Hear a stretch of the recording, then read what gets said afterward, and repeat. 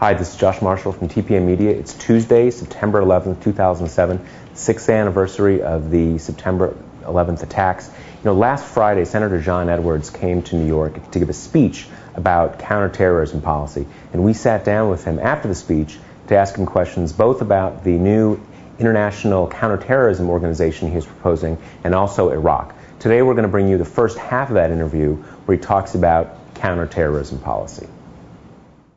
Both of your main opponents in this race, Senator Obama and Clinton, still embrace the phrase war on terror. You say it's a slogan. Yes. What should voters take from that difference? Is it a difference? Is it just semantics? What should that tell them?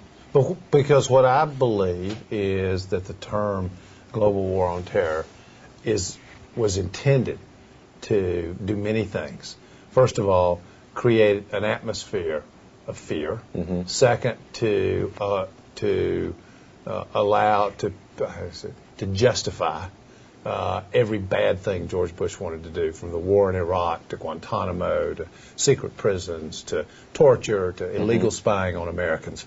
I think he used it for that purpose, and to suppress debate and dissent, because he does not want to hear anything that's contrary to what he wants to do or what he wants to say. So I reject that. Is there a serious threat of terrorism? Of course there is, and the President of the United States has a responsibility to address it globally. There's no doubt about that. But I think that what Bush has done is he created this phrase for the specific political purpose of allowing him to do whatever he wanted. But instead of leading a truly visionary campaign against global terrorism, our president led America down a garden path. He used the attacks to justify a preconceived war against a nation he now admits had no ties to al-Qaeda. He then offered belligerence and hostility to the world community, and we have been rewarded in kind, and the world has responded in kind.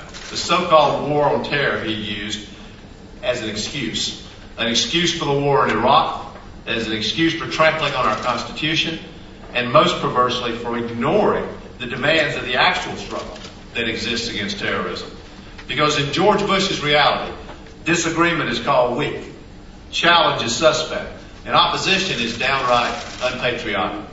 Now that separates you from the president. How about the other candidates in the race you're in now, in the primary race? It's the same thing. I mean, I don't know how you can accept his frame and his terminology, and at least one of the other candidates that you mentioned has said, and I respect Senator Clinton, but she has said that she thinks we're safer today. Some running for the Democratic nomination have even argued that the Bush-Cheney approach has made us safer. It has not. I think we have less allies. I think there are more terrorists, according to Bush's own State Department. America's not safer today, and I reject his ideology. Now, you had said you have a new organization you're proposing, CETO, which is basically an international intelligence sharing and counterterrorism organization. As president, I will launch a comprehensive new counterterrorism policy that will be defined by two principles: strength and cooperation.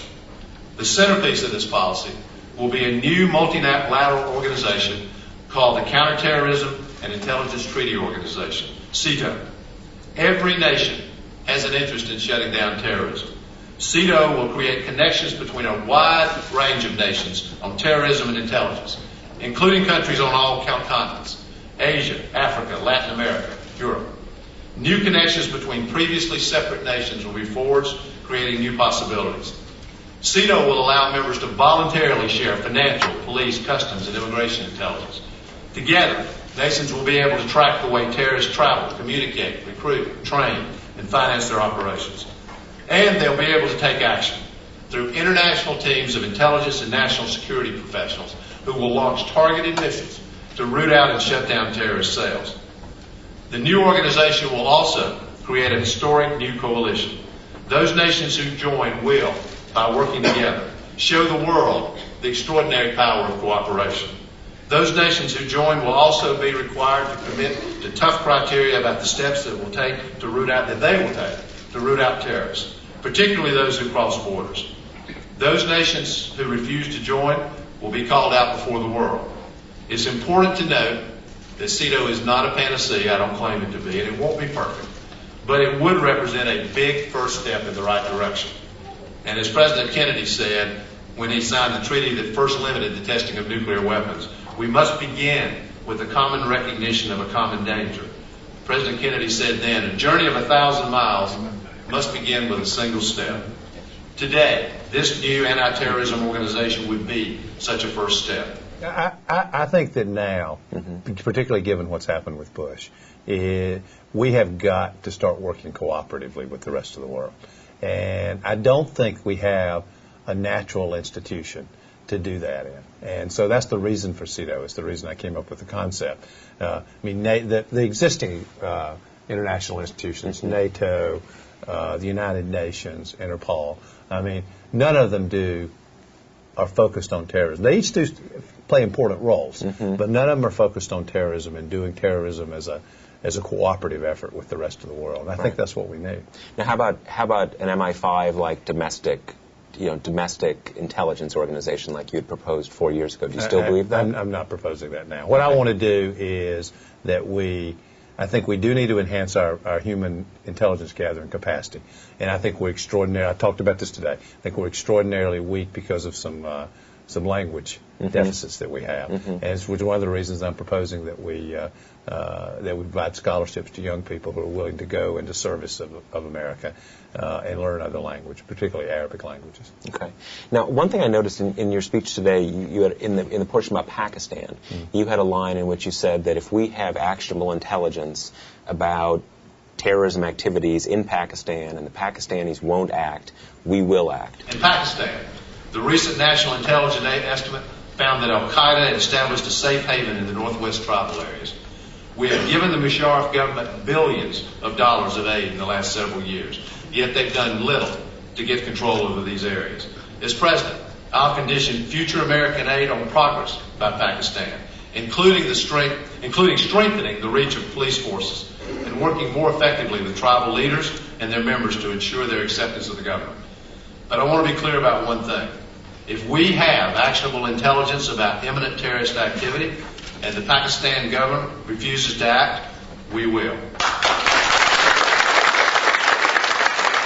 Now that sounds similar to what Senator Obama said a month or so back, that there was a lot of controversy about, that we would take military action potentially in Pakistan if the Pakistanis wouldn't do that. Do you agree with what he said then? Is what you're saying different, or how does it differ? I think it's different.